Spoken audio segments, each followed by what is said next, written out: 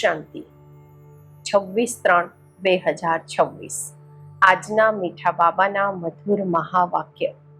મીઠા બાળકો, સંગદોષથી બચીને ભણવા પર પૂરેપૂરું ધ્યાન આપો તો કોઈ પણ તોફાન આવી નથી શકતા। બાકી માયાને દોષી નહીં બનાવો। પ્રશ્ન છે, કઈ એક વાત સદા ધ્યાન પર રાખો તો બેડો પાર થઈ જશે? ઉત્તર છે, બાબા તમારો જે હુકમ, એવું સદા બાબાના હુકમ પર ચાલતા રહો તો તમારો બેડો પાર થઈ જશે। હુકમ પર ચાલવા વાળા માયાના વારથી બચી જાય છે। બુદ્ધિનું તાળું ખુલી જાય છે।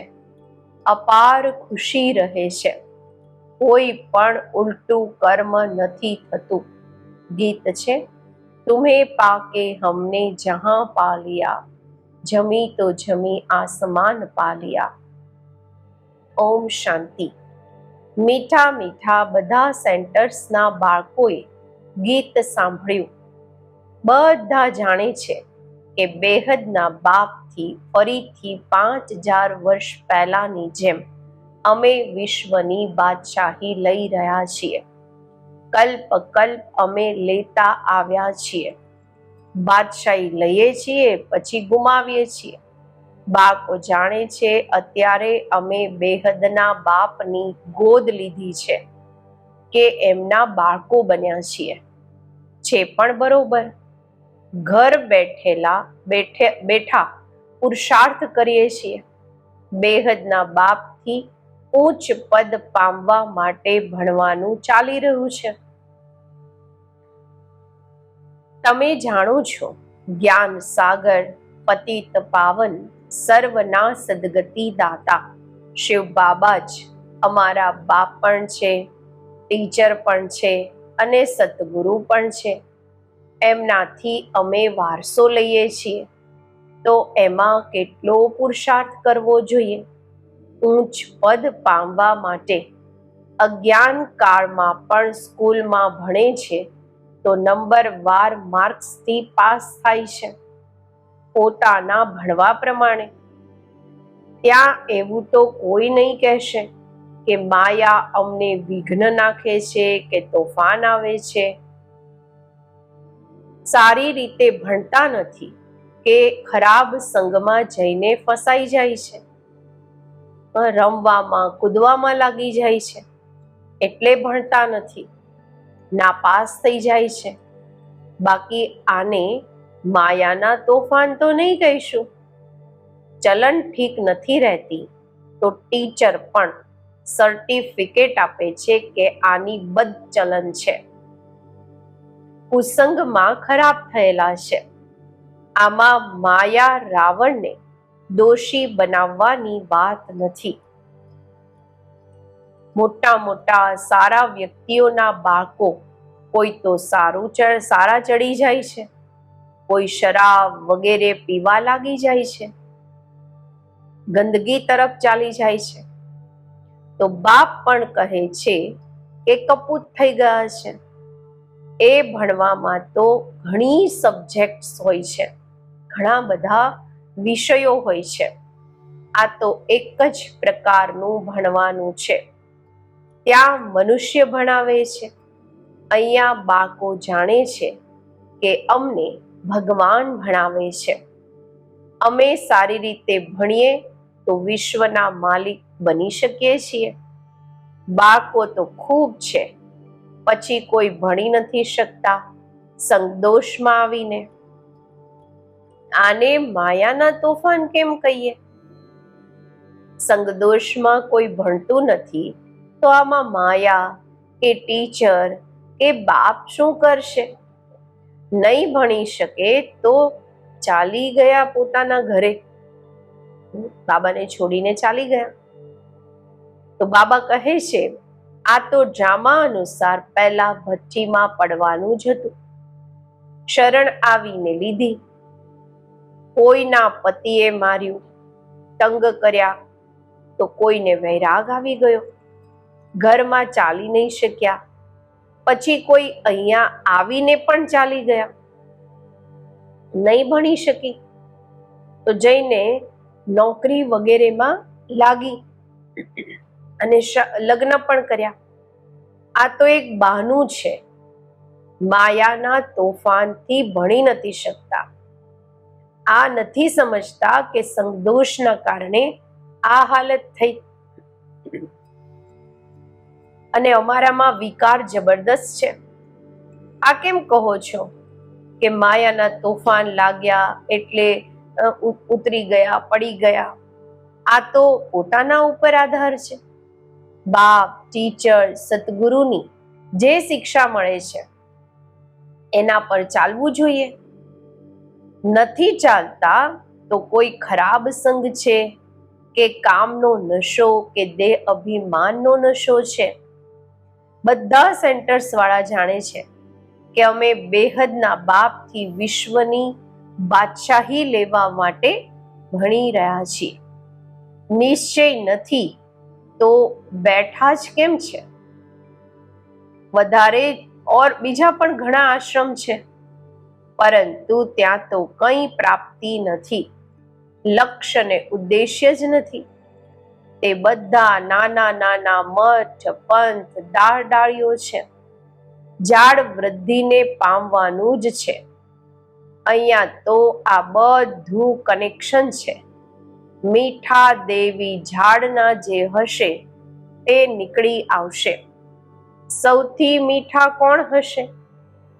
જે સતયુગના મહારાજા મહારાણી બને છે. અત્યારે તમે સમજો છો જે પહેલા નંબરમાં આવે છે એમણે જરૂર સારું ભણવાનું ભણ્યા હશે. તે જ સૂર્યવંશી કુળમાં ગયા.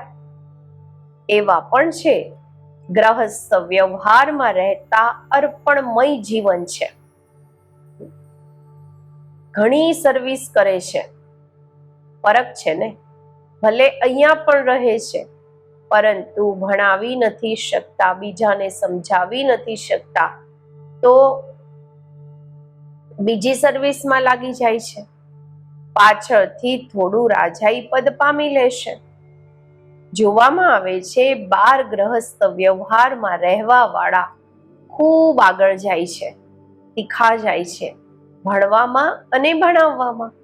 બધા તો ગ્રહસ્થી નથી ને.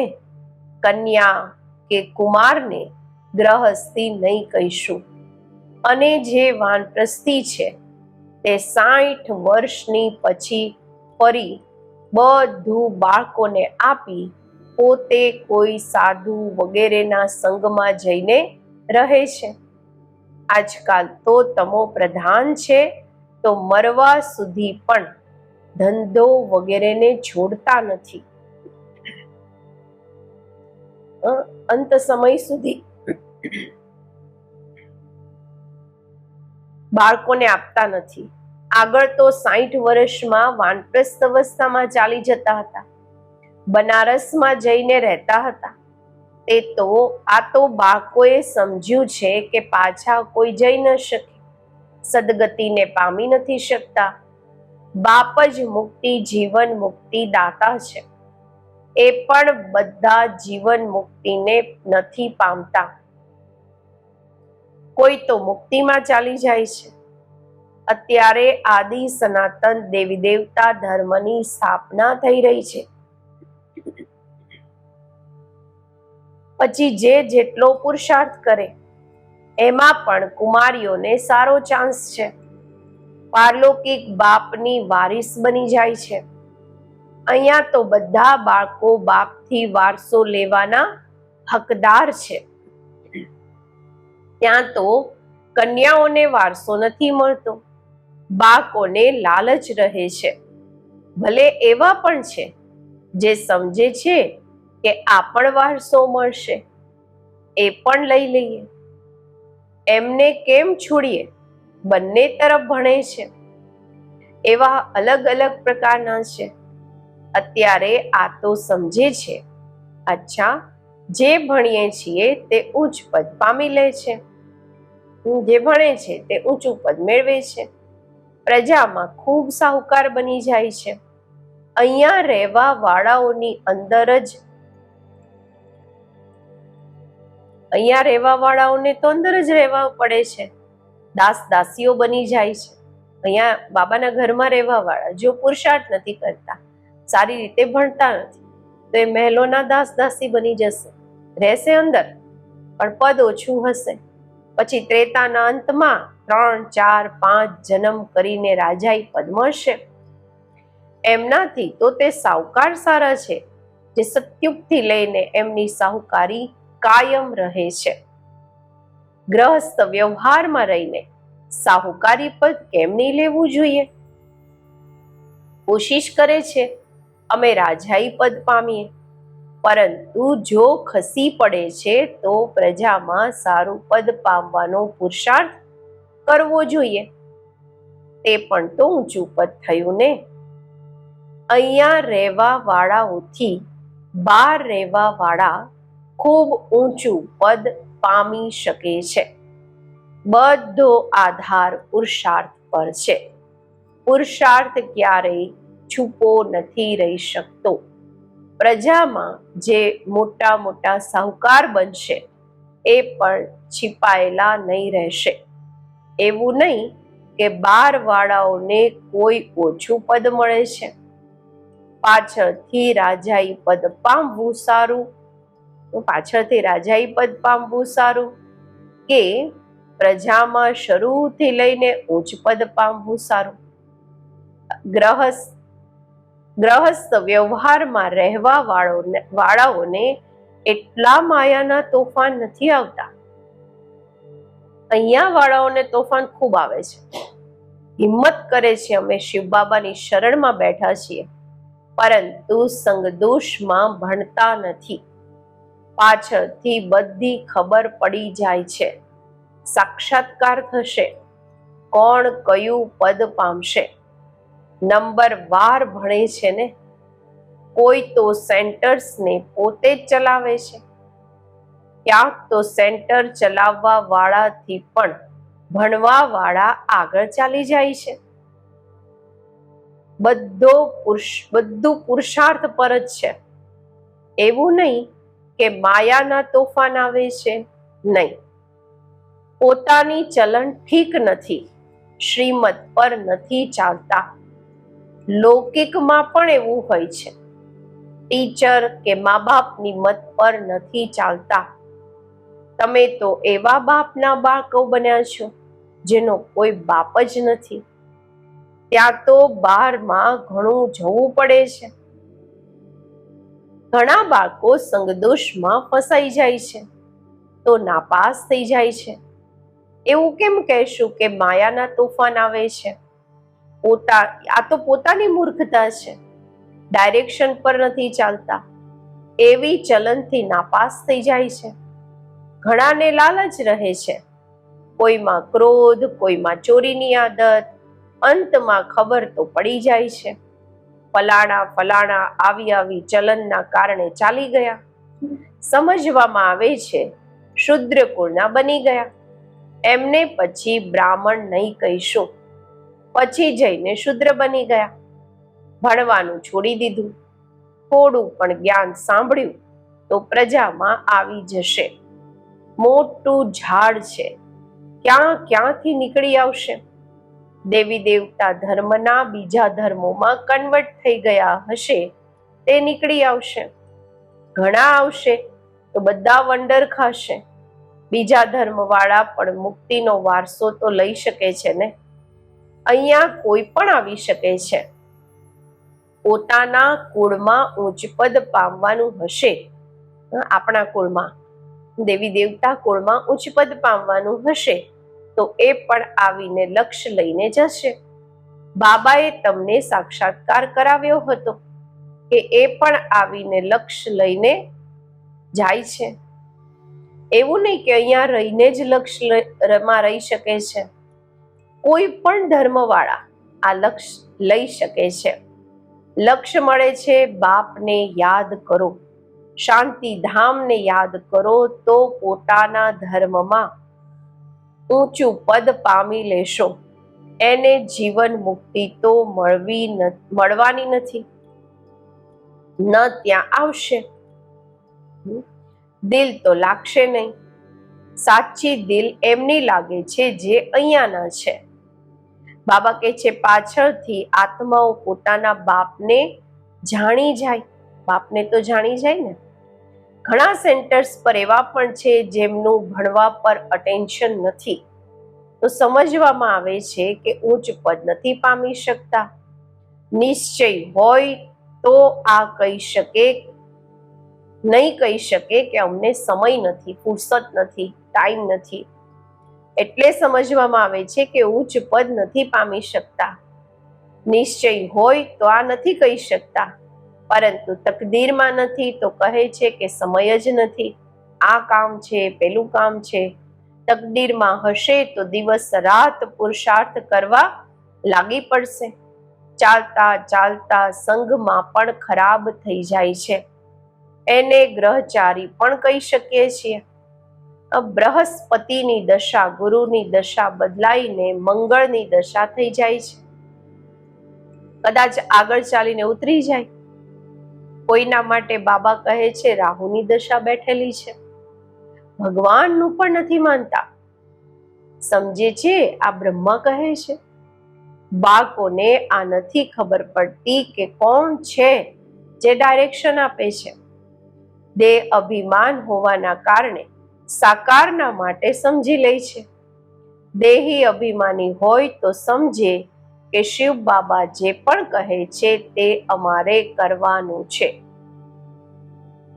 રેસ્પોન્સિબિલિટી શિવ બાબા પર છે.